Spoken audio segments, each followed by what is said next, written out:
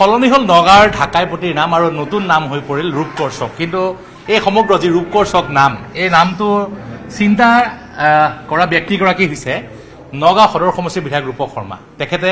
এই ৰূপকোঁৱৰ চকৰ নামটো চিন্তা কৰিছিল আৰু জিলা আয়ুক্তগৰাকীয়ে কৈছে যে বিধায়ক ৰূপক শৰ্মাই বিচাৰিছিলে যে নামটো ৰূপকোঁৱৰ চক হ'ব লাগে আৰু তাৰো কিছু কাৰণ আছে ৰূপকোঁৱৰ প্ৰতিমূৰ্তি আছে নগাঁৱৰ লগত ৰূপকোঁৱৰ জ্যোতিপ্ৰসাদ আগৰৱালাৰ ইতিহাস আছে আৰু লগতে ৰূপকোঁৱৰ জ্যোতিপ্ৰসাদ আগৰৱালা এগৰাকী অনুৰাগী হৈছে বিধায়ক ৰূপক শৰ্মা কাৰণ তেওঁ নিজে এগৰাকী সাংস্কৃতিক কৰ্মী তেওঁ সংগীতৰ সৈতে জড়িত আৰু বাংলাদেশৰ ৰাজধানীৰ নামেৰে যি ঢাকাইপতি আছিলে সেই ঢাকাইপতি নাম আৰু নগাঁৱৰ ৰাইজে শুনিব নালাগে এতিয়াৰ পৰা হ'ব ৰূপকোঁৱৰ চক দাদা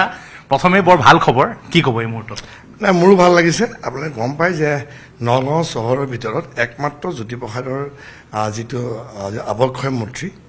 যিটো পূৰ্বৰ নাম আজি তাৰিখতটো আমাৰ একদম পূৰ্ব হৈ গ'ল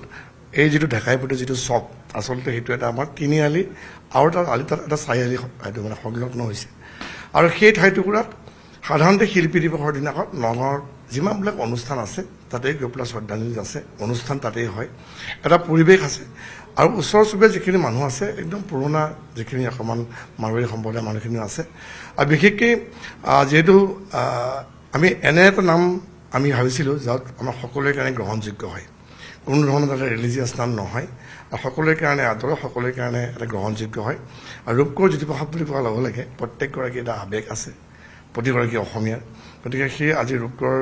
চখ হিচাপে নামটো দিবলৈ পায় মানে একচুৱেলি মই ৰাইজৰ আজি দিবলৈ পাই সঁচাই মই আনন্দিত আৰু এতিয়াৰ পৰাই সেই চখটোৰ আশে পাশে যিমানখিনি অৰ্থাৎ ঢাকাইপতি যিখিনি আগতে পুৰণা জেগা আছিলে গোটেইখিনি ৰূপকোঁৱৰ চখ হিচাপে এতিয়া জনাজাত হ'ব আৰু তাৰ কিনাৰতে সংলগ্ন হৈ আছে বড় বজাৰখন গতিকে মই ভাবোঁ এইটো ৰাইজে খুব সুন্দৰকৈ ইতিমধ্যে আদৰি লোৱা বুলি মই গমো পাইছোঁ সেইকাৰণে মই আনন্দিত আৰু এতিয়াৰ পৰা এই মুহূৰ্তৰ পৰাই অৰ্থাৎ আজিৰ পৰাই সেই ঠাইটুকুৰা ৰূপকোঁৱৰ চখ হিচাপে জনাজাত হৈ গ'ল দাদা আপুনি আগতে কৈছিলে যে নগাঁৱৰ বহু অঞ্চলৰ নাম আপোনালোকে সলনি কৰে বহু পথৰ নাম দিবলৈ আছে ৰূপকোঁৱৰ যি ঢাকাইপতিৰ নামটো যিটো সলনি হ'ল তাৰ এটা বিশেষ এটা ঘটনা আছে যাৰ কাৰণে এই কৰিব লগা হ'ল আপোনাক সকলোৱে অনুৰোধ কৰিছিলে আৰু আপুনিও ৰাইজৰ অনুৰোধ ৰক্ষা কৰিলে মুখ্যমন্ত্ৰীগৰাকীয়ে অনুৰোধ ৰক্ষা কৰিলে আৰু নামটো সলনি হ'ল কিন্তু নগাঁৱৰ বহু নাম কিন্তু এতিয়াও সলনি হ'ব লগা আছে সেইবিলাক প্ৰথম কথা হৈছে কি মুখ্যমন্ত্ৰী মহোদয়ে তেওঁ এটা সেই সময়তে তেওঁ যেতিয়া কৈছিলে যে নগাঁও ঢাকাইপতি নামটো সলনি কৰিবৰ কাৰণে ইতিমধ্যে মই জিলা আয়ুক্তক নিৰ্দেশ দিছোঁ আৰু তেতিয়াৰ পৰা ৰাইজৰ মাজত এটা খুব সুন্দৰ এটা চবেই খুব ভাল পাইছিলে কাৰণ যিহেতু এই ঠাইৰ লগত ঢাকাৰ কোনো সম্পৰ্ক নাই এখন বাংলাদেশৰ এখন চহৰৰ নাম আৰু সেইকাৰণে ঠাইটুকুৰা নগাঁৱৰ সমাজ জীৱনৰ লগত জড়িত প্ৰত্যেকগৰাকী ব্যক্তিয়ে এই কথাটো খুব ভাল পাইছিলে আদৰি লৈছিলে আৰু আমিও আদৰণি জনাইছিলোঁ আৰু তেতিয়াৰ পৰা এটা ভাল নাম কিবা এটা দিবৰ কাৰণে বহুতে আমাক কিছুমান পৰামৰ্শ দিছিলে কিন্তু আহি এতিয়া ৰূপকোঁৱৰ চকটো আমাৰ ইতিমধ্যে সিদ্ধান্ত হ'ল আজিৰ পৰা আৰু তাৰ লগতে আপোনালোকক মই এটা জনাই থওঁ যে নগাঁৱৰ কেইবাখনো দলং কেইবাখনো উদ্যান আৰু কেইবাখনো আমাৰ সাংস্কৃতিক প্ৰাণকেন্দ্ৰ আমাৰ যি অডিটৰিয়াম আছে তাৰ নাম ইতিমধ্যে আমাৰ ফাইনেল হোৱা নাছিলে বা আমি ঘোষণা কৰা নাছিলোঁ ইতিমধ্যে নগাঁও পৌৰসভাৰ যোগেদি আমি নগাঁৱৰ সাহিত্য সভা আৰু কেইবাটাও আমাৰ অনুষ্ঠানৰ লগত আমি আজিৰ পৰা প্ৰায় দুমাহমান আগতে এটা আলোচনা কৰিছিলোঁ আৰু এই নামসমূহ আমি সিদ্ধান্ত গ্ৰহণ কৰিব কাৰণে এখন সভা পাতিছিলোঁ ইতিমধ্যে নামখিনি আমাৰ সিদ্ধান্ত হৈ গ'ল হোৱাৰ পিছত আমি এখন ৰাজহুৱা সভা ৰাইজক আমি আবেদন কৰিছিলোঁ যে এটা হোৱাটছআপ নম্বৰ দিয়া আছে এই নামসমূহৰ বিপৰীতে কাৰোবাৰ কিবা আপত্তি আছে নেকি বা কাৰোবাৰ পৰামৰ্শ আছে নেকি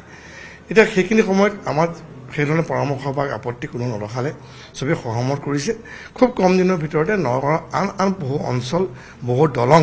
বহু অনুষ্ঠানৰ নামাকৰণ হ'ব সেইটো নগাঁও পৌৰসভাই তেওঁলোকে ঘোষণা কৰিব নিশ্চয় এয়া আছিলে বিধায়ক ৰূপক শৰ্মা ডাঙৰীয়া আৰু আমি এটা কথা ক'ব লাগিব যে আজি বিধায়কগৰাকীয়ে নিজে এই নামটো চিন্তা কৰিছিলে লগতে